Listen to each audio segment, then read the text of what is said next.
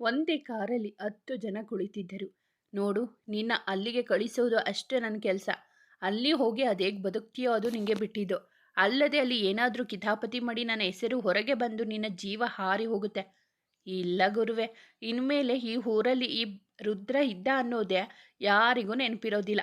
ಇನ್ನು ಅಲ್ಲಿ ನಾನು ಇದೆಲ್ಲ ಬಿಟ್ಟು ಏನಾದರೂ ಚಿಕ್ಕ ವ್ಯವಹಾರ ಮಾಡಿಕೊಂಡು ಇದ್ದು ಬಿಡ್ತೀನಿ. ನಿಮ್ಮ ತನಕ ಯಾವ ಚಿಕ್ಕ ವಿಷಯ ಕೂಡ ಬರೋಕೆ ಬಿಡಲ್ಲ. ಏನಾದರೂ ಮಾಡ್ಕೊ, ನನ್ನ ಹೆಸರು ಬರಬಾರ್ದು ಅಷ್ಟೆ ಅಂದವ ತನ್ನ ಪಕ್ಕ ನಿಂತಿದ್ದ ಡ್ರೈವರ್ ಕಡೆ ನೋಡುತ್ತಾ, ಅವರನ್ನು ಹುಷಾರಾಗಿ ನಾನು ಹೇಳಿದ ಕಡೆ ತಲುಪಿಸು ಅಂತ ಕಣ್ಣು ಮಿಟುಕಿಸಿ ಹೇಳಿ ಅವನ ಕೈಗೆ ನೋಟಿನ ಕಂತೆ ಒಂದನ್ನು ಇಟ್ಟಾಗ, ಸರಿ ಅಣ್ಣ ಅಂದವ ಅಲ್ಲಿಂದ ಕಾರ್ ಚಲಾಯಿಸಿದ. ಮಂತ್ರಿ ಕಡೆ ಕೈ ಬೀಸಿ ಬೇರೆ ಊರಲ್ಲಿ ರಾಜನ ಥರ ಇರಬಹುದು ಅಂತ ಅಂದುಕೊಂಡು ಹೋಗ್ತಿದ್ದ ರುದ್ರ ಮತ್ತವನ ಕಡೆ ಹುಡುಗರಿಗೆ ತಿಳಿದಿಲ್ಲ, ನಾವು ಮಿನಿಸ್ಟರ್ ಬಲೆಗೆ ಬಿದ್ದಿರುವ ದಾಳಗಳು ಅಂತ. ಹೋಗು ಹೋಗು ಮಗನೇ, ನನ್ನ ಆಟ ಆಡಿಸೋಕೆ ಬರ್ತೀಯ ಅನ್ನುತ್ತ ನಕ್ಕು ತನ್ನ ಪಿಯ ಕಡೆ ನೋಡಿ, ಆ ವೇದನೆ ಹೆಂಡತಿ ಹಾಸ್ಪಿಟಲ್ನಲ್ಲಿ ಇದ್ದಳು ಅಂದೆ.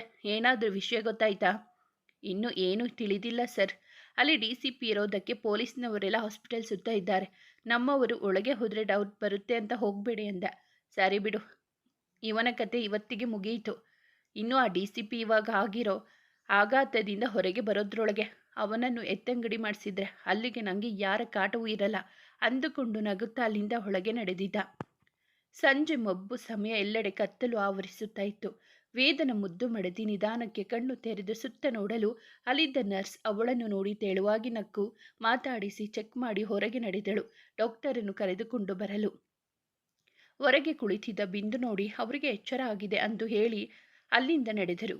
ಡಾಕ್ಟರ್ ಜೊತೆ ಮಾತನಾಡುತ್ತಾ ಕುಳಿತಿದ್ದ ವೇದ ಶ್ರವಣ್ ಜೊತೆ ಮತ್ತೊಬ್ಬರು ಅವನಿಗೆ ಕೆಲವೊಂದು ಹೇಳುವಾಗ ಬಂದ ನರ್ಸ್ ವೇದ ಕಡೆ ನೋಡಿ ವಿಷಯ ಹೇಳಿದಳು. ಡಾಕ್ಟರ್ ಜೊತೆ ತನ್ನವಳು ಇರುವ ಕಡೆ ಹೆಜ್ಜೆ ಹಾಕಿದ ವೇದ. ಖುಷಿ ಅನ್ನುತ್ತಾ ಅವಳ ಪಕ್ಕ ಬಂದು ಕುಳಿತ ಬಿಂದು ಕಡೆ ನೋಡುತ್ತಾ ಇದ್ದವಳ ಕಣ್ಣೀರು ದಿಮ್ಮನ್ನು ನೆನೆಸಿತು. ಏನೂ ಆಗಿಲ್ಲ ಖುಷಿ, ನೀನು ಅಳಬೇಡ, ಮೊದಲು ನೀನು ಹುಷಾರಾಗು ಅನ್ನುತ್ತಿರಲು ಬಂದ ಡಾಕ್ಟರ್ಸ್ ಅವಳನ್ನು ಪರೀಕ್ಷಿಸಿ ಅತಿಯಾದ ಒತ್ತಡ, BP ಏರಿಳಿತ ಆಗಿ ಮಗು ಉಳಿಯಲಿಲ್ಲ. ಬಟ್ ಈ ಟೈಮಲ್ಲಿ ನೀವು ಧೈರ್ಯವಾಗಿ ಇರಬೇಕು, ಮನಸ್ಸಿಗೆ ತಗೋಬೇಡಿ, ನಿಮ್ಮ ಆರೋಗ್ಯ ಮುಖ್ಯ ಅಂದು ಅಲ್ಲಿಂದ ಹೊರಗೆ ನಡೆದಿದ್ದರು. ಇಷ್ಟೊತ್ತು ಅವಳಿಂದ ದೂರ ನಿಂತಿದ್ದವನ ಕಾಲುಗಳು ಅವಳೆಡೆ ಸಾಗಿತ್ತು. ಆ ಕಡೆ ತಿರುಗಿ ಕಣ್ಣು ಮುಚ್ಚಿ ಅಳುತ್ತಿದ್ದ ಹುಡುಗಿಯ ಕಣ್ಣೀರು ಅಲ್ಲಿದ್ದ ಅವರಿಬ್ಬರನ್ನು ಕಟ್ಟಿಹಾಕಿತ್ತು. ಖುಷಿ, ನೋಡು, ನಿನ್ನ ಆರೋಗ್ಯ ಇವಾಗ ತುಂಬ ಮುಖ್ಯ. ನೋವಾಗಿದೆ ಅಂತ ಗೊತ್ತು, ಆದರೆ ಈಗೆಲ್ಲ ಅಳಬೇಡ. ಮತ್ತೆ ಬೇರೆ ಏನಾದರೂ ತೊಂದರೆ ಆದರೆ ಕಷ್ಟ. ಅಳಬೇಡ ಖುಷಿ. ಅವಳ ಎಡಪಕ್ಕವೇ ಕುಳಿತಿದ್ದ ಬಿಂದು ನುಡಿದಾಗ, ನಾನು ತುಂಬ ಆಸೆ ಇಟ್ಕೊಂಡಿದ್ದೆ ಅಕ್ಕ ಅಂದಳು ಮೆಲುವಾಗಿ ಬಿಕ್ಕಳಿಸುತ್ತಾ. ವೇದನನ್ನು ನೋಡಿ ಕಣ್ಣಲ್ಲೇ ಸನ್ನೆ ಮಾಡಿದಳು ಬಿಂದು ಮಾತನಾಡುವಂತೆ. ಖುಷಿ, ಅಳಬೇಡ ಕಂದ, ನಿಂಗೆ ತೊಂದರೆ ಆಗುತ್ತೋ. ಮೊದಲ ಸಲ ತಾಯಿ ಆಗ್ತಿದ್ದೆ, ಆ ಖುಷಿ ಕೂಡ ನನಗೆ ಉಳಿಲಿಲ್ಲ. ಅವನ ಕಡೆ ನೋಡದೆ ಹೇಳಿದಾಗ ನನಗೂ ಆ ನೋವಿದೆ, ಆದರೆ ನನಗೆ ನಿನ್ನ ಆರೋಗ್ಯ ಮುಖ್ಯ ಬಂಗಾರಿ. ಪ್ಲೀಸ್ ಅಳಬೇಡ ಬಂಗಾರಿ. ಅವಳ ಕೈ ಮೇಲೆ ಕೈ ಇಟ್ಟು ನುಡಿದಾಗ ಅವನ ಕೈಯಿಂದ ಕೈ ತೆಗೆದುಕೊಂಡು ಅವನನ್ನು ನೋಡದೆ ಇದ್ದವಳ ನಡೆ ಇನ್ನಷ್ಟು ನೋವು ನೀಡಿತ್ತು ವೇದನಿಗೆ. ಬಂಗಾರಿ, ನನ್ನ ಮೇಲೆ ಕೋಪ ಇದೆ ಅಂತ ಗೊತ್ತು, ಆದರೆ ನೀನು ಇವಾಗ ನೊಂದ್ಕೊಬೇಡ ಕಣೋ. ನಿಂಗೆ ಏನಾದರೂ ತೊಂದರೆ ಆದರೆ ಕಷ್ಟ. ನಮ್ಮ ಅರ್ಥ ಮಾಡ್ಕೊ ಬಂಗಾರಿ. ಇವಾಗ ನಿಮಗೆ ಸಮಾಧಾನ ಆಯಿತಾ? ನಿಮಗೆ ಏನಾದರೂ ಆಗುತ್ತೆ ಅಂತ ಅಷ್ಟು ಹೇಳಿದರೂ ಕೇಳಲಿಲ್ಲ. ಕೊನೆಗೂ ಮಗು. ಮುಂದೆ ಮಾತನಾಡಲಾಗದೆ ಬಿಕ್ಕಳಿಸಿದವಳ ತಲೆ ಸವರುತ್ತಾ ಅವಳ ಕೈಯನ್ನು ಬಲವಂತವಾಗಿ ತನ್ನ ಕೈಯಲ್ಲಿ ಬೆಸೆದುಕೊಂಡ ವೇದ. ನಿಂಗೆ ನೋವಾಗಿದೆ, ಕೋಪ ಇದೆ, ಬೇಜಾರಿದೆ ಅಂತ ಗೊತ್ತು. ನಿಂಗೆ ಸಮಾಧಾನ ಆಗುವಷ್ಟು ನನಗೆ ಹೊಡೆದು ಬಿಡು, ಆದರೆ ಹೀಗೆ ನೊಂದ್ಕೊಬೇಡಮ್ಮ. ತುಂಬ ನೋವಾಗುತ್ತೆ, ತಡ್ಕೊಳ್ಳೋಕೆ ಆಗಲ್ಲ. ಪ್ಲೀಸ್ ಬಂಗಾರಿ. ನೋವಿನಿಂದ ಆಳವಾಗಿ ನುಡಿದಿದ್ದ. ಅಳುತ್ತಾ ಇದ್ದವಳ ಮುಂದಲೆಯಲ್ಲಿ ಕಟ್ಟಿದ್ದ ಬ್ಯಾಂಡೇಜ್ ಪಟ್ಟಿ ಅವನನ್ನು ಮತ್ತಷ್ಟು ನೋವಿಗೆ ತಳ್ಳಿದಾಗ ಅವನ ಕಣ್ಣೀರ ಬಿಸಿ ಹನಿ ಅವಳ ಕೈಸೋಕಿ ಅವನ ನೋವನ್ನು ಅವಳಿಗೆ ತಿಳಿಸಿತ್ತು. ಅವನ ಹೃದಯದ ಅರಮನೆಯಲ್ಲಿ ನಿನ್ನ ದೇವತೆ ಪೂಜಿಸು ಹುಡುಗನ ಬಿಸಿ ಕಣ್ಣೀರು ನಿಂಗೆ ಇನ್ನು ನೋಡುವ ಆಸೆಯೇ. ಕ್ಷಮಿಸಿಬಿಡು ಅವನನ್ನು. ಅವನ ನೋವು ನಿಂಗೆ ಸಹಿಸಲಾಗದು, ಅದು ತಿಳಿದರೂ ಹೀಗೆ ಅವನಿಗೆ ನೋವು ಕೊಟ್ಟು ನೀನು ನೋವು ಪಡುವ ಬದಲು ಅವನಿಗೆ ಪ್ರೀತಿ ಕೊಟ್ಟು ಸಮಾಧಾನಿಸು ಅಂದಿತ್ತು ಅವಳ ಮನಸ್ಸು.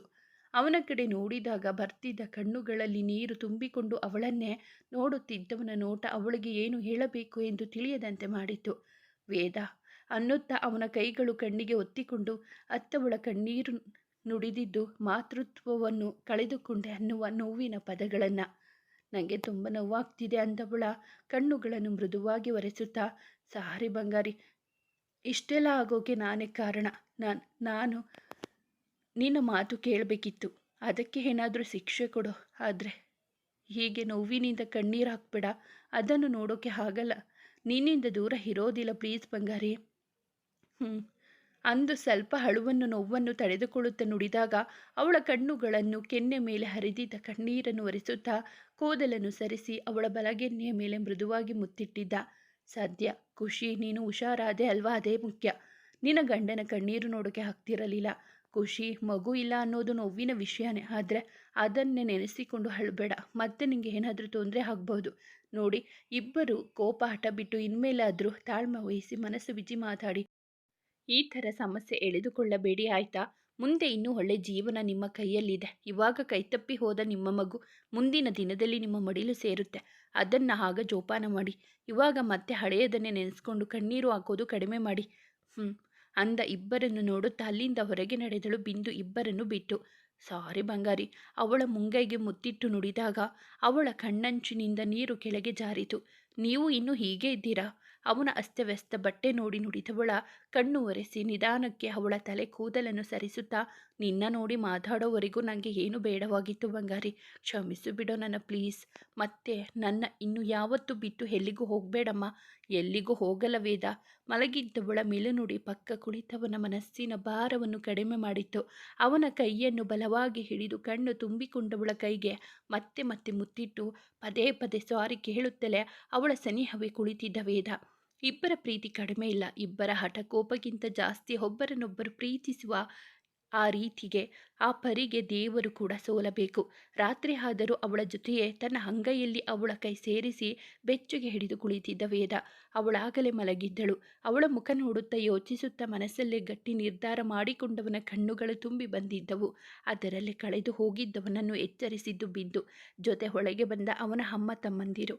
ವೇದ, ನಾವೆಲ್ಲ ಇರ್ತೀವಿ, ನೀನು ಮನೆಗೆ ಹೋಗಿ ಫ್ರೆಶ್ ಆಗಿ ಬಾರೋ ಅಂದಾಗ ಮಲಗಿದ್ದವಳನ್ನು ಒಮ್ಮೆ ನೋಡಿ, ಹುಷಾರು, ಏನಾದರೂ ಇದ್ದರೆ ಕಾಲ್ ಮಾಡಿ, ಬೇಗ ಬರ್ತೀನಿ ಅಂದು ವಸಂತ್ಗೆ ತಿಳಿಸಿ ಕಾನ್ಸ್ಟೇಬಲ್ ಒಂದಿಬ್ಬರನ್ನು ಅಲ್ಲಿ ಬಿಟ್ಟು ಅವನು ಮನೆ ಕಡೆ ನಡೆದಿದ್ದ. ಮನೆಗೆ ಬಂದವನ ತಲೆಯಲ್ಲಿ ಅವನು ತೆಗೆದುಕೊಂಡಿದ್ದ ಗಟ್ಟಿ ನಿರ್ಧಾರವೇ ಇತ್ತು. ಅದನ್ನು ಎಲ್ಲರಿಗೂ ತಿಳಿಸಬೇಕಿತ್ತು ಅಷ್ಟೆ. ಇತ್ತ ಕಡೆ ಊರು ಬಿಟ್ಟು ಹೊರಟಿದ್ದ ರೌಡಿ ಇದ್ದಾಗ ಅರ್ಧ ದಾರಿ ಮಧ್ಯೆ ಬೆಂಕಿ ಹೊತ್ತಿಕೊಂಡು ಉರಿದು ಹೋಗಿತ್ತು. ವೇದ, ಬಾರೋ, ಇವತ್ತಾದರೂ ಸ್ವಲ್ಪ ಊಟ ಮಾಡು. ಬಿಂದು ಎಲ್ಲ ಹೇಳಿದ್ಲು, ಖುಷಿ ನಿನ್ನ ಜೊತೆ ಚೆನ್ನಾಗಿ ಮಾತಾಡಿದ್ಲು ಅಂತ. ಇವಾಗ ಸ್ವಲ್ಪ ಸಮಾಧಾನವಾಗಿ ಊಟ ಮಾಡಿ ರೆಸ್ಟ್ ಮಾಡು. 2 ದಿನದಿಂದ ನಿದ್ದೆ ಇಲ್ಲದೆ ನಿನ್ನ ನೋಡೋಕೆ ಆಗ್ತಿಲ್ಲ. ಹಾಸ್ಪಿಟಲ್ನಿಂದ ಬಂದು ರೂಮ್ ಸೇರಿದ ವೇದನನ್ನು ಅರಸುತ್ತಾ ಬಂದ ಜಾನಕಿ ಹೇಳಿದಾಗ, ನನಗೆ ಹೊಟ್ಟೆ ಹಸಿವಿಲ್ಲ ಚಿಕ್ಕಮ್ಮ, ಬೇಡ. ಸುಮ್ಮನೆ ಹಠ ಮಾಡಬೇಡ, ಎಲ್ಲ ಸರಿ ಆಯಿತು ಅಲ್ವಾ? ಮತ್ತೆ ಯಾಕೆ ಹೀಗೆ ಇದ್ದೀಯಾ? ಏನಾಯ್ತೋ? ಏನಿಲ್ಲ ಚಿಕ್ಕಮ್ಮ, ಮಗು ಬಗ್ಗೆ ಯೋಚಿಸ್ತಿದ್ದೀಯಾ? ದೊಡ್ಡದರಲ್ಲಿ ಆಗಬೇಕಿದ್ದ ಅಪಾಯ ಚಿಕ್ಕದಾಗಿಯೇ ಬಂದು ಹೋಗಿದೆ ಅಂದುಕೊಂಡು ಮುಂದಿನ ಜೀವನಾನ ನಡೆಸಿಕೊಂಡು ಹೋಗಿ. ಯಾಕೋ ಇನ್ನೂ ಬೇಜಾರಲ್ಲಿದ್ದೀಯಾ? ಏನಿಲ್ಲ ಅಂದವನ ಮತ್ತಲ್ಲೇ ಮೌನದಲ್ಲೇ ಎಲ್ಲ ಅಡಗಿದೆ. ಇಲ್ಲಿಗೆ ತಂದು ಕೊಡ್ತೀನಿ, ಊಟ ಮಾಡು. ಬೇಡ, ಕೆಳಗೆ ಬರ್ತೀನಿ ಅಂದವನ ಮಾತಿಗೆ ತಲೆ ಆಡಿಸಿ ಅಲ್ಲಿಂದ ಹೊರಗೆ ನಡೆದರೆ ದೊಡ್ಡದಾದ ನಿಟ್ಟುಸಿರು ಬಿಟ್ಟು ಮೇಲೆದ್ದು ಶರ್ಟ್ ತೊಟ್ಟು ರೆಡಿ ಆದವ ಕೆಳಗೆ ಹೋಗಿ ಊಟ ಮುಗಿಸಿ ಮತ್ತೆ ಹಾಸ್ಪಿಟಲ್ ಕಡೆ ನಡೆದಿದ್ದ ತನ್ನವಳ ಜೊತೆ ಇರಲು. ಆಂಟಿ, ಏನು ಯೋಚಿಸ್ತಿದ್ದೀರಾ? ನಿಮ್ಮ ಜೊತೆ ಸ್ವಲ್ಪ ಮಾತಾಡಬೇಕಿತ್ತು. ಕುರ್ಚಿ ಮೇಲೆ ಕುಳಿತಿದ್ದ ವಿದ್ಯಾ ಅವರ ಬಳಿ ಬಂದ ಬಿಂದು ಮಾತು ತೆಗೆದಳು. ಮಾತಾಡಮ್ಮ. ನೀವು ವೇದ ಬಳಿ ಅಷ್ಟೊಂದು ಒರಟಾಗಿ ಮಾತಾಡಬಾರ್ದಿತ್ತು ಅಂತ ಅನಿಸ್ಲಿಲ್ವಾ? ಏನಿಲ್ಲ, ಅವರು ಸ್ವಲ್ಪ ಜಾಗರೂಕತೆ ವಹಿಸಿದರೆ ಇವತ್ತು ನಮ್ಮ ಮಗಳು ಹೀಗೆ ನೋವು ಪಡುವ ಸಂದರ್ಭವೇ ಬರ್ತಾ ಇರಲಿಲ್ಲ. ಅವರ ನಿರ್ಲಕ್ಷ್ಯವೇ ಇಷ್ಟೆಲ್ಲ ಆಗೋಕ್ಕೆ ಕಾರಣ. ವಿದ್ಯೆ ಕೋಪ ಇನ್ನೂ ಕಡಿಮೆ ಆಗಿರಲಿಲ್ಲ. ಅವನು ನಿರ್ಲಕ್ಷ್ಯ, ಅವಳ ಕೋಪ, ಇಬ್ಬರ ಹಠ ಎಲ್ಲ ಸೇರಿ ಇವತ್ತು ಇಷ್ಟೆಲ್ಲ ಆಗೋಕ್ಕೆ ಕಾರಣ. ಆಂಟಿ, ಅವನೊಬ್ಬನದ್ದೇ ತಪ್ಪಿಲ್ಲ. ನನ್ನ ಮಗಳನ್ನು ನೋಡಿಕೊಳ್ಳೋಕೆ ಆಗಲಿಲ್ಲ ಅಂದರೆ ಮದುವೆ ಯಾಕಾಗಬೇಕಿತ್ತು? ಅವಳ ಮಾತು ಕೇಳದೆ ಜಗಳ ಮಾಡಿಕೊಂಡು ಇವಾಗ ಇಷ್ಟೆಲ್ಲ ಆಗಿದೆ. ಆದರೂ ಅವರದ್ದು ತಪ್ಪಿಲ್ಲ ಅಂತೀಯಾ? ಮೊದಲು ಇಬ್ಬರು ದುಡುಕಿ ತಪ್ಪು ಮಾಡಿದ್ರು. ಕೆಟ್ಟ ಸಮಯ ಸಂದರ್ಭ ಇಷ್ಟೆಲ್ಲ ಆಗೋಕೆ ಕಾರಣ. ಅವನು ಇವಾಗಲೇ ತುಂಬ ನೊಂದಿದ್ದಾನೆ. ಮತ್ತೆ ಅವನಿಗೆ ನೀವು ಏನು ಅನ್ನೋದು, ಖುಷಿನ ನಿಮ್ಮ ಜೊತೆ ಕರ್ಕೊಂಡು ಹೋಗ್ತೀವಿ ಅಂತ ಹೇಳೋದು ಎಲ್ಲ ಮಾಡಬೇಡಿ. ಇನ್ನೂ ಕುಗ್ಗಿ ಹೋಗ್ತಾನೆ. ನಾನು ನೋಡಿದಂತೆ ಅವನು ಎಷ್ಟು ಕಣ್ಣೀರು ಹಾಕಿ ನೋವು ಪಟ್ಟಿದ್ದು ಇದೇ ಮೊದಲು. ಏನೂ ಅನ್ನೋದಿಲ್ಲ. ಆದರೆ ನಮ್ಮ ಮಗಳನ್ನು ಕರ್ಕೊಂಡು ಹೋಗಿ ನೋಡ್ಕೊಳ್ತೀವಿ. ಆಮೇಲೆ ಬೇಕಿದ್ರೆ ಕಳಿಸಿಕೊಡ್ತೀವಿ. ಅಲ್ಲ ಅದು ಅಂತ ಬಿಂದು ಮಾತು ಮುಂದುವರಿಸುವ ಮುಂಚೆಯೇ ಅವರ ಕಡೆ ನಡೆದು ಬರುತ್ತಿದ್ದ ವೇದನನ್ನು ನೋಡಿ, ನಾನು ಬೆಳಗ್ಗೆ ಬಾ ಅಂದಿದ್ದೆ ಅಲ್ವಾ, ಇವಾಗ ಯಾಕೋ ಬಂದೆ? ಅನ್ನುತ್ತಾ ಅವನೆದುರು ನಿಂತು ಕೇಳಿದಾಗ ನಾನು ಹೇಗೆ ಬರದೇ ಇರಲಿ ಅನ್ನುತ್ತಾ ಹೇಳಿ ತನ್ನವಳ ಬಳಿ ನಡೆದನು. ನೋಡಿದ್ರಾ, ಅವಳಿಗೆ ಹೀಗೆ ಆದಾಗಿನಿಂದ ಸರಿಯಾಗಿ ತಿಂದಿಲ್ಲ, ನಿದ್ದೆ ಮಾಡಿಲ್ಲ, ಸ್ವಲ್ಪನೂ ರೆಸ್ಟ್ ಮಾಡದೆ ಅವಳನ್ನೇ ಕಾಯ್ತಿದ್ದಾನೆ. ಅವರಿಬ್ಬರ ನಡುವೆ ಏನೇ ಮನಸ್ತಾಪ ಆದರೂ ಅವರ ನಡುವೆ ಇರುವ ಪ್ರೀತಿ ಎಲ್ಲ ಸರಿ ಮಾಡುತ್ತೆ. ನೀವು ಜಾಸ್ತಿ ಯೋಚಿಸಬೇಡಿ ಅಂದು ಕುಳಿತವಳ ಮಾತು ಅವರಿಗೆ ಹಿಡಿಸಿತೋ ಇಲ್ಲವೋ. ಮಡದಿಯ ಜೊತೆ ಕುಳಿತು ಅವಳು ಮಲಗುವವರೆಗೂ ಅಲ್ಲಿಯೇ ಇದ್ದ ವೇದ ರಿಂಗ್ ಆದ ಫೋನ್ ಕೈಯಲ್ಲಿ ಹಿಡಿದು ಹೊರಗೆ ಬಂದಿದ್ದ. ಹಲೋ, ಹೇಳೋ ಸಂಜು. ವೇದ, ಹೇಗಿದ್ದೀಯಾ, ಏನು ಮಾಡ್ತಿದ್ದೀಯಾ, ಖುಷಿ ಹೇಗಿದ್ದಾಳೆ ಅಂತ ಕೇಳಿದ ಗೆಳೆಯನಿಗೆ, ಗುಡ್, ಇವಾಗ ಚೆನ್ನಾಗಿ ಮಾತಾಡ್ತಾಳೆ. ಯಾಕೆ ಕಾಲ್ ಮಾಡಿದ್ದು? ಖುಷಿ ಬಗ್ಗೆ ವಿಚಾರಿಸಿಕೊಳ್ಳೋಕೆ ಅಷ್ಟೆ. ಓಕೆ, ನಾಳೆ ಸ್ಟೇಷನ್ ಕಡೆ ಬರ್ತೀನಿ, ಸ್ವಲ್ಪ ಕೆಲಸ ಇದೆ. ನಾನು ನಾಳೆ ಹಾಸ್ಪಿಟಲ್ಗೆ ಬರೋಣ ಅಂತ ಇದ್ದೆ ಕಣೋ. ಸರಿ, ಆಗಿದ್ದರೆ ನೀನು ಬಾ, ಇಬ್ಬರು ಒಟ್ಟಿಗೆ ಹೋಗೋಣ. ಓಕೆ ಅಂದು ಮಾತಾಡಿ ಕಾಲ್ ಇಟ್ಟಿದ್ದ. ನಾಳೆ ಹೋಗಿ ಎಲ್ಲ ಮಾತಾಡಿ ಹೇಳಿ ಬರಬೇಕು ಅಂದುಕೊಂಡ ವೇದನ ಫೋನ್ ಮತ್ತೆ ರಿಂಗ್ ಆಗಿತ್ತು. ಸೈಡ್ಗೆ ಬಂದು ನಿಂತವ. ಹೇಳು ಅಂದಿದ್ದ ನಿಧಾನಕ್ಕೆ. ಹೌದಾ, ಸರಿ, ಯಾವಾಗ ಹೋಗಿದ್ದು? ಮತ್ತೆ ಏನಾದರೂ ಇದ್ದರೆ ಕಾಲ್ ಮಾಡು, ಹುಷಾರು, ಬಿ ಕೇರ್ಫುಲ್, ಯಾರಿಗೂ ಅನುಮಾನ ಬರಬಾರ್ದು. ಓಕೆ, ಅವನ ಪ್ರತಿಯೊಂದು ಆ್ಯಕ್ಟಿವಿಟೀಸ್ ತಿಳ್ಕೊ, ಏನಾದರೂ ಚಿಕ್ಕ ಕ್ಲೂ ಸಿಕ್ಕಿದ್ರೂ ತೆಗೆದು ಹಿಡ್ಕೊ. ಓಕೆ ಬಾಯ್ ಅಂದು ಮಾತಾಡಿ ಫೋನ್ ಇಟ್ಟ ವೇದ. ಕಣ್ಣು ಮುಚ್ಚಿಕೊಂಡು ನಿಮಿಷಗಳವರೆಗೂ ಅಲ್ಲಿಯೇ ನಿಂತಿದ್ದ, ಯೋಚಿಸುತ್ತಾ. ಹಾಸ್ಪಿಟಲ್ ಮುಂದೆ ಬೈಕ್ ನಿಲ್ಲಿಸಿ ಗಾಬರಿಯ ಮುಖ ಹೊತ್ತು ಒಳಗೆ ಬಂದ ಸಂಜು. ಅವನೇ ಎದುರು ಸಿಕ್ಕ ವೇದನ ಮನೆಯವರ ಜೊತೆ ಮಾತಾಡಿ ಖುಷಿಯಿದ್ದ ವಾರ್ಡ್ ಕಡೆ ನಡೆದಿದ್ದ. ತುಂಬ ನೋವಾಗ್ತಿದ್ಯಾ? ತನ್ನವಳ ಮುಖದ ಮೇಲೆ ಕೈ ಆಡಿಸುತ್ತಾ ಕೂದಲು ಸರಿಸುತ್ತಾ ಕೇಳಿದ ವೇದ. ನೋವಿದೆ, ತಲೆ ಸುತ್ತಿದಂತೆ ಆಗುತ್ತೆ, ಭಾರ ಅನಿಸುತ್ತೆ. ಏಟು ಬಿದ್ದಿದೆ ಅಲ್ವಾ ಬಂಗಾರಿ, ಅದಕ್ಕೆ ಹಾಗೆ ಅನಿಸ್ತಿದೆ. ಸಾರಿ ಕಣೋ, ಇನ್ಮೇಲೆ ಈ ಥರ ಆಗದೆ ಇರೋ ಥರ ನೋಡ್ಕೊಳ್ತೀನಿ. ನೀವು ನೊಂದ್ಕೊಬೇಡಿ. ಇಲ್ಲ ಬಂಗಾರಿ, ಅವಳ ಮುಂಗೈಗೆ ಮುತ್ತಿಟ್ಟು ಕೆನ್ನೆಗೆ ತುಟಿ ಹೊತ್ತಿ, ಇನ್ಮೇಲೆ ನಿಂಗೆ ಇಷ್ಟವಾಗುವ ಥರನೇ ಇರ್ತೀನಿ ಕಣೋ ಬಂಗಾರಿ. ಇನ್ಮೇಲೆ ಯಾವತ್ತೂ ನನ್ನ ಬಿಟ್ಟು ಎಲ್ಲಿಗೂ ಹೋಗಬೇಡ. ಇಲ್ಲ ವೇದ, ನಿಮ್ಮನ್ನು ಬಿಟ್ಟು ಇರೋಕೆ ನನ್ನಿಂದ ಆಗಲ್ಲ. Love you. ಅವನನ್ನು ಹತ್ತಿರ ಕರೆದು ಕೆನ್ನೆಗೆ ಮೃದುವಾಗಿ ಮುತ್ತು ಕೊಟ್ಟ ಹುಡುಗಿ ಬಳಿಯ ಬಾಗಿದ ವೇದ. ಅವರಿಬ್ಬರ ಕಣ್ಣುಗಳು ಬೆರೆತುಕೊಂಡಿತು. ಬಾಗಿಲು ತಳ್ಳಿ ಒಳಗೆ ಬಂದ ಸಂಜು ನೋಡಿ ಸರಿದು ಕುಳಿತ ವೇದ. ಅಯ್ಯೋ, ಬಂದು ಗಂಡ ಹೆಂಡತಿಗೆ ತೊಂದರೆ ಕೊಟ್ಟೆ ಅನಿಸುತ್ತೆ. ನಗುತ್ತಾ ನುಡಿದವನ ಒಟ್ಟಿಗೆ ಚಿಕ್ಕದಾಗಿ ಹೊಡೆದ ವೇದ. ಖುಷಿ, ಇವಾಗ ಹೇಗಿದ್ದೀಯಾ? ಪರವಾಗಿಲ್ಲ ಅಣ್ಣ, ಇನ್ನೂ ನೋವು ಇದೆ, ರೆಸ್ಟ್ ಮಾಡು, ಬೇಗ ಹುಷಾರಾಗು. ಅಂದು ಮೆಲುವಾಗಿ ನಕ್ಕಳು. ಅವರಿಬ್ಬರ ಜೊತೆ ಸ್ವಲ್ಪ ಮಾತಾಡಿ ವೇದ, ಆಚೆ ಬರ್ತೀಯಾ? ನಿನ್ನತ್ರ ಸ್ವಲ್ಪ ಮಾತಾಡಬೇಕು ಅಂದ ಸಂಜುಗೆ. ಬಂದೆ. ಬಂಗಾರಿ, ನೀನು ಮಲ್ಕೋ, ನಾನು ಮಾತಾಡಿ ಬರ್ತೀನಿ. ಅತ್ತಿಗೆ ಅಮ್ಮ ಯಾರನ್ನಾದ್ರೂ ಒಳಗೆ ಕಳಿಸ್ತೀನಿ. ಅವಳ ಹಣೆಗೆ ಮುತ್ತಿಟ್ಟು ಗೆಳೆಯನ ಜೊತೆ ಹೊರಗೆ ಹೆಜ್ಜೆ ಹಾಕಿದ. ಗಾರ್ಡನ್ ಬಳಿ ವೇದನನ್ನು ಕರೆದುಕೊಂಡು ಬಂದ ಸಂಜು. ಪೇಪರ್ ನೋಡಿದ್ಯಾ ಅಂದ ಸ್ವಲ್ಪ ಗಾಬರಿ ಮಿಶ್ರಿತವಾಗಿ. ಇಲ್ಲ ಅಂದವನ ಕೈಗೆ ನ್ಯೂಸ್ ಪೇಪರ್ ಇಟ್ಟು. ಸಂಜು, ನಿನ್ನೆ ಇಲ್ಲಿಂದ ಮಂಗಳೂರು ಕಡೆ ಹೋಗ್ತಿದ್ದ ರೌಡಿ ರುದ್ರ ಮತ್ತವನ ಕಡೆಯವರು ಇದ್ದ ಕಾರ್ ದಾರಿ ಮಧ್ಯೆ ಬೆಂಕಿ ಹತ್ಕೊಂಡು ಅದರಲ್ಲಿದ್ದ 9 ಜನ ಜೀವಂತವಾಗಿ ಸುಟ್ಟು ಹೋಗಿದ್ದಾರೆ. ವಾಟ್, 9 ಜನಾನ? ಆಶ್ಚರ್ಯದಿಂದ ಕೇಳಿದ ವೇದ ಪೇಪರ್ ನೋಡುತ್ತಾ. ಕಣೋ ಅಂದವನ ಮಾತು ಕೇಳಿ ಪೇಪರಲ್ಲಿ ಇದ್ದ ವಿಷಯ ಪೂರ್ತಿ ಓದಿದ ವೇದ. ಇದು ಆಕ್ಸಿಡೆಂಟ್ ಆಗಿರೋದಲ್ಲ, ಬೇಕು ಅಂತಾನೆ ಮಾಡಿಸಿರೋದು. ವೇದ, ಏನು ಹೇಳ್ತಿದ್ದೀಯಾ? ಇದೆಲ್ಲ ಪಕ್ಕ ಫ್ರೀ ಪ್ಲ್ಯಾನ್ಡ್. ನೀನು ಹೇಗೆ ಹೇಳ್ತೀಯಾ? ಸಿಂಪಲ್, ಇದೆಲ್ಲ ಮಿನಿಸ್ಟರ್ದೇ ಕೆಲಸ. ತನ್ನ ಬಂಡವಾಳ ಎಲ್ಲಿ ಆಚೆ ಬರುತ್ತೋ ಅಂತ ಅವನನ್ನು ಅನುಮಾನ ಬರದಂಗೆ ಮುಗಿಸಿದ್ದಾನೆ. ನನಗೇನೋ ಇದು ಅಕಸ್ಮಾತ್ ಅಲ್ಲಿ ಆಗಿರೋದು ಅನ್ನಿಸ್ತಿದೆ. ಕಂಡು ಹಿಡಿ, ನಿನಗೆ ಗೊತ್ತಾಗುತ್ತೆ. ಬಿಡು, ಯಾಕೆ ಬೇಜಾರಾಗ್ತೀಯಾ? ಸತ್ತಿರೋನೇನು ಮಹಾತ್ಮ ಅಲ್ಲ, ಹೋದರೆ ಹೋಗ್ತಾನೆ. ಅದು ನಿಜ ಬಿಡು. ಮತ್ತೆ ನೀನು ಸ್ಟೇಷನ್ಗೆ ಬರ್ತೀಯಾ? ನಾನು ಹೋಗ್ತೀನಿ. ನಾನು ಬರ್ತೀನಿ. ಕಮಿಷನರ್ ಜೊತೆ ಮಾತಾಡಬೇಕು. ಸಿಟಿಯಲ್ಲಿರೋ ಎಲ್ಲ ರೌಡಿ ಶೀಟರ್ಸ್, ಕಳ್ಳರು, ಚಿಕ್ಕ ಪುಟ್ಟ ಗ್ಯಾಂಗ್ ಏನಿದೆ ಎಲ್ಲರನ್ನು ಸ್ಟೇಷನ್ ಹತ್ರ ಕರೆಸು. ಇವಾಗ ಯಾಕೆ? ವಾರ್ನಿಂಗ್ ಮಾಡೋಕೆ. ಮುಂದೆ ನಿಧಾನಕ್ಕೆ ಯಾವಾಗಲಾದರೂ ಮಾಡಿದರೆ ಆಯಿತು ಬಿಡು. ನೀನು ಸರ್ ಹತ್ರ ಅದೇನು ಮಾತಾಡಿ ಬಾ. ಇಲ್ಲ ಸಂಜು, ಇವತ್ತು ಎಲ್ಲರ ಜೊತೆ ಲಾಸ್ಟ್ ಮಾತುಕತೆ, ಅವರಿಗೆಲ್ಲ ಲಾಸ್ಟ್ ವಾರ್ನಿಂಗ್. ಲಾಸ್ಟ್ ಅಂದರೆ ಕೆಲಸ ಬಿಟ್ಟಿದ್ದೀನಿ. ವೇದಾ? ಎಸ್ ಅಂತ ಅಂದವನ ಕಣ್ಣುಗಳಲ್ಲಿ ಆಗಲೇ ಚಿಕ್ಕದಾಗಿ ನೀರಾಡಿತು. ಏನೋ ಹೇಳ್ತಿದ್ದೀಯಾ? ಯಾಕೆ ಕೆಲಸ ಬಿಡ್ತೀಯಾ? ತಮಾಷೆ ಮಾಡಬೇಡ. ನೀನು ಕೆಲಸ ಬಿಡೋದು ಅಂದರೆ ಐ ಕಾಂಟ್ ಬಿಲೀವ್ ವೇದ. ನಿಜಾನೇ ಹೇಳ್ತಿದ್ದೀನಿ. ಇದೇ ವಿಷಯ ಮಾತಾಡೋಕೆ ಸ್ಟೇಷನ್ ಹತ್ರ ಬರ್ತೀನಿ ಅಂದಿದ್ದು. ಅಯ್ಯರ್ ಆಫೀಸರ್ಗೆ ರಿಸೈನ್ ಲೆಟರ್ ಕೊಟ್ಟು ಹೇಳಿ ಬರೋಕೆ. ಇವಾಗ ಯಾಕೋ ಇಂಥ ನಿರ್ಧಾರ? ಇವಾಗ ಅಲ್ಲ, ಇದಕ್ಕೂ ಮುಂಚೆ ತಗೋಬೇಕಿತ್ತು.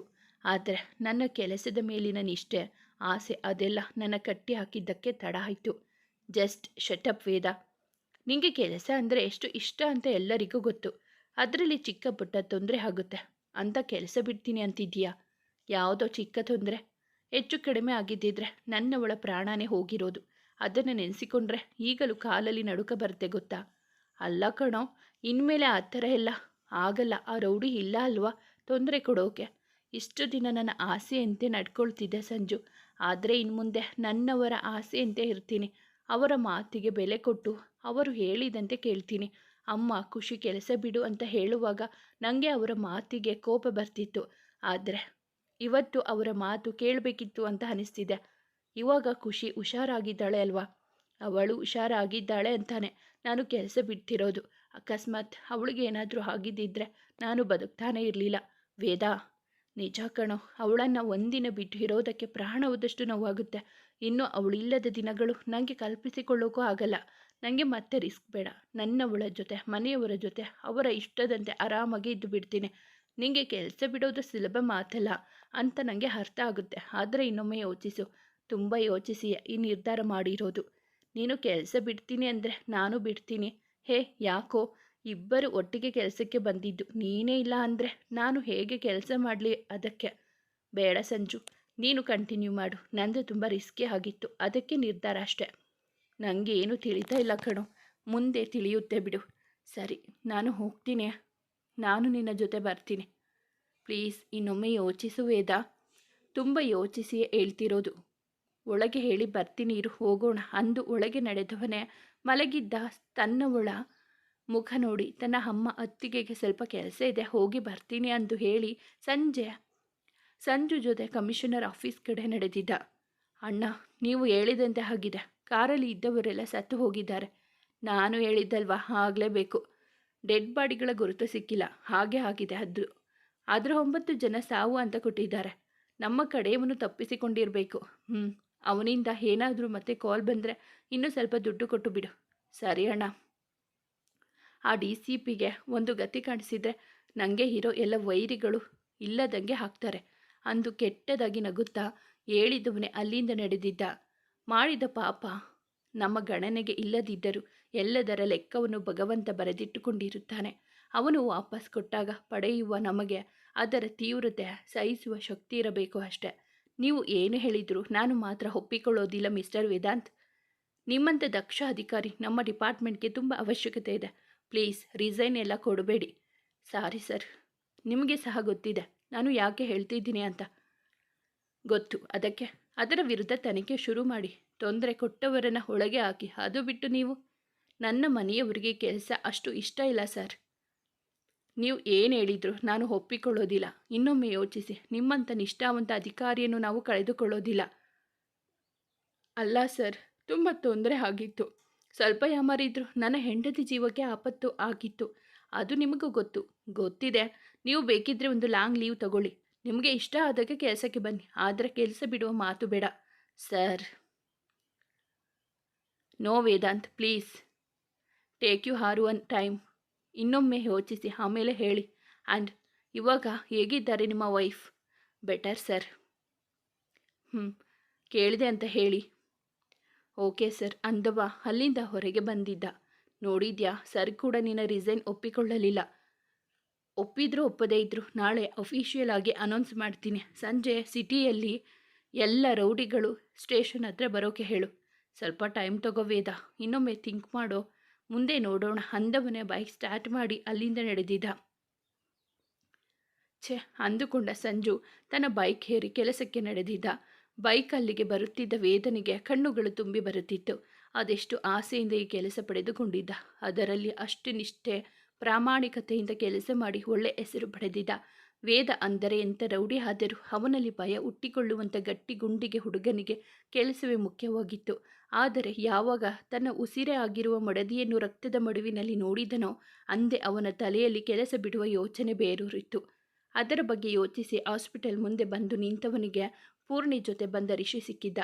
ಜೊತೆಗೆ ಮಾತನಾಡುತ್ತಾ ಒಳಗೆ ಹೋದವರೇ ಎಲ್ಲರ ಜೊತೆಗೂಡಿದರು. ಸಂಜು ಅಣ್ಣ ಹೋದ್ರಾ? ಆಗಲೇ ಹೋದ ಬಂಗಾರಿ. ನೀನು ಆಗ ಮಲ್ಕೊಂಡಿದ್ದೆ. ಏನಾದರೂ ತಿಂತೀಯಾ? ಬೇಡ ಅಂದವಳು ಎದ್ದು ಹಿಂದಕ್ಕೆ ಹೊರಗೆ ಕುಳಿತಾಗ ಅವಳ ಪಕ್ಕ ಕುಳಿತು ತನ್ನ ತೋಳ ತೆಕ್ಕೆಗೆ ತೆಗೆದುಕೊಂಡಿದ್ದ ವೇದ. ನೀವು ಎಲ್ಲಿಗೆ ಹೋಗಿದ್ದು?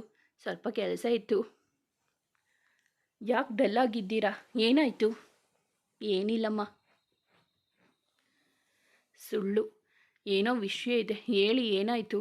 ಬಂಗಾರಿ, ಹೊರಗಿನಿಂದ ಬಂದೆ ಅಲ್ವಾ, ಅದಕ್ಕೆ ನಿಂಗೆ ಹಾಗೆ ಅನಿಸ್ತಿದೆ ಅಷ್ಟೇ ಕಣೋ. ಅವಳ ಕೈಗೆ ಮುತ್ತಿಟ್ಟು ನುಡಿದ. ನಿಮ್ಮ ಕಣ್ಣಲ್ಲಿ ಏನೋ ನೋವಿದೆ, ನನಗೆ ಹೇಳ್ತಿಲ್ಲ ನೀವು. ನಾನು ಹುಷಾರಾಗಿದ್ದೀನಿ ಅಲ್ವಾ, ಆದರೂ ನಿಮಗೆ ಮತ್ತೆ ಯಾವ ನೋವು ಕಾಡ್ತಿದೆ? ಹೇ, ನನಗೆ ಯಾವ ನೋವು ಇಲ್ಲ ಕಣೋ, ನೀನು ಅಷ್ಟೇ ಈ ಕಣ್ಣುಗಳ ತುಂಬ ತುಂಬಿಕೊಂಡಿರೋದು. ಅದು ಬಿಟ್ಟರೆ ಯಾವ ನೋವಿಲ್ಲ ಬಂಗಾರಿ. ಲವ್ ಯು ಮುದ್ದು. ಲವ್ ಯು ವೇದ. ಅವನೆದೆಗೆ ಹಗುರವಾಗಿ ತಲೆ ಇಟ್ಟವಳ ಕಿವಿಗೆ ಅವನೆದೆಯ ಬಡಿತ ಕೇಳಿಸಿತು. ಅವಳನ್ನು ಬೆಚ್ಚಗೆ ಬಳಸಿದ್ದ. ಅವನ ತಲೆಯಲ್ಲಿ ಮಾತ್ರ ಕೆಲಸ ಬಿಟ್ಟು ನಂತರದ ಬಗ್ಗೆ ಯೋಚನೆ ಸಾಗಿತ್ತು. ಜೊತೆಗೆ ರುದ್ರನ ಸಾವು, ಅದರ ಬಗ್ಗೆ ಅವನಲ್ಲಿ ಸಾಕ್ಷಿ ಇದ್ದರು. ಸದ್ಯದ ಪರಿಸ್ಥಿತಿ ಅವನನ್ನು ಕಟ್ಟಿಹಾಕಿತ್ತು. ಸುಂದರ ಸಂಜೆ, ಆದರೆ ಅದು ಅಲ್ಲಿ ನಿಂತವರಿಗೆ ಭಯದ ಸಂಜೆಯಾಗಿತ್ತು. ಸಿಟಿ ತುಂಬ ಚಿಕ್ಕ ಪುಟ್ಟ ಕಳ್ಳತನ, ಗಲಾಟೆ, ರೌಡಿಸಂ ಮಾಡಿಕೊಂಡು ನಾವೇ ಡಾನ್ ಅಂತ ಮೆರೆಯುವ ಎಲ್ಲರನ್ನ ಸಂಜೆ ಬರಲು ಹೇಳಿದ ವೇದ ಅವರೆಲ್ಲರ ಮುಂದೆ ನಿಂತಿದ್ದ. ಅವನದ್ದೇ ಗತ್ತಿನಲ್ಲಿ ಬ್ಲ್ಯಾಕ್ ಪ್ಯಾಂಟ್ ಮೇಲೆ ವೈಟ್ ಬಣ್ಣದ ಶರ್ಟ್ ತೊಟ್ಟು, ಕಣ್ಣಿಗೆ ತಂಪು ಕನ್ನಡಕ ಹಾಕಿಕೊಂಡು, ಬಲಗೈಯನ್ನು ಕಿಸೆಯಲ್ಲಿ ಇಟ್ಟುಕೊಂಡು ಎಡಗೈಯಲ್ಲಿ ಫೋನ್ ತಿರುಗಿಸುತ್ತಾ ಎದುರು ಇದ್ದವರ ಕಡೆಯೇ ನೋಟ ನೆಟ್ಟಿದ್ದ. ಅವನನ್ನು ನೋಡಿ ಚಿಲ್ಲರೆ ರೌಡಿಗಳೆಲ್ಲ ಚಿಕ್ಕ ಮಕ್ಕಳಂತೆ ನಿಂತಿದ್ದರು ಅವನೆದುರು. ಕೂಲಿಂಗ್ ಗ್ಲಾಸ್ ತೆಗೆದು ಶರ್ಟ್ ಸಿಕ್ಕಿಸುತ್ತಾ ಮಾತು ಶುರು ಮಾಡಿದ ವೇದ. ಎಲ್ಲರಿಗೂ ಖಡಕ್ಕಾಗಿ ಎಚ್ಚರಿಕೆ ಕೊಟ್ಟು ವಾರ್ನ್ ಮಾಡಿದ. ಇನ್ನೊಮ್ಮೆ ಎಲ್ಲಾದರೂ ನಿಮ್ಮಿಂದ ಏನಾದರೂ ಗಲಾಟೆ, ಕಳ್ಳತನ ಆಗಿದೆ ಅಂತ ಗೊತ್ತಾದರೆ ಒಬ್ಬೊಬ್ಬರ ಮೈಮೂಳೆ ಮುರಿದು ಬಿಡ್ತೀನಿ, ಹುಷಾರು ಅಂತ ಗಟ್ಟಿಯಾಗಿ ಹೇಳಿದಾಗ ಎಲ್ಲರೂ ಸ್ತಬ್ಧವಾಗಿ ನಿಂತಿದ್ದರು.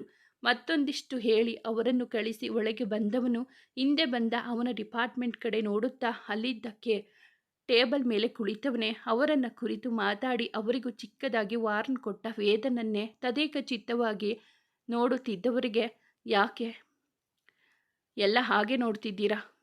ಹೇಳಿದ್ದು ನೆನಪು ಇದೆ ತಾನೆ? ಮಾಡ್ತಿರೋ ಕೆಲಸನ ನಿಯತ್ತಾಗಿ ಮಾಡಿ. ಯಾರು ಯಾವತ್ತೂ ನಮ್ಮ ಡಿಪಾರ್ಟ್ಮೆಂಟ್ ಕಡೆ ಬೆಟ್ಟು ಮಾಡಿ ತೋರಿಸ್ಬಾರ್ದು. ಆ ಥರ ಇರಬೇಕು, ತಿಳಿಯಿತಾ?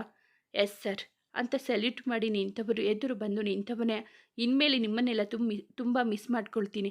ನಾನು ಕೆಲಸ ಎಷ್ಟು ಇಷ್ಟಪಟ್ಟು ಮಾಡ್ತಿದ್ನೋ ನೀವು ಹಾಗೆ ಪ್ರೀತಿಯಿಂದ ಕೆಲಸ ಮಾಡಿ, ಆದಷ್ಟು ಒಳ್ಳೆಯ ಕೆಲಸ ಮಾಡಿ ಅಂದಾಗ, ಯಾಕೆ ಸರ್ ಏನೇನೋ ಹೇಳ್ತಿದ್ದೀರಾ ಅಂತ ಅವನ ಮಾತಿಗೆ ಕುತೂಹಲ ತಡೆಯದೆ ಕೇಳಿಯೇ ಬಿಟ್ಟರು.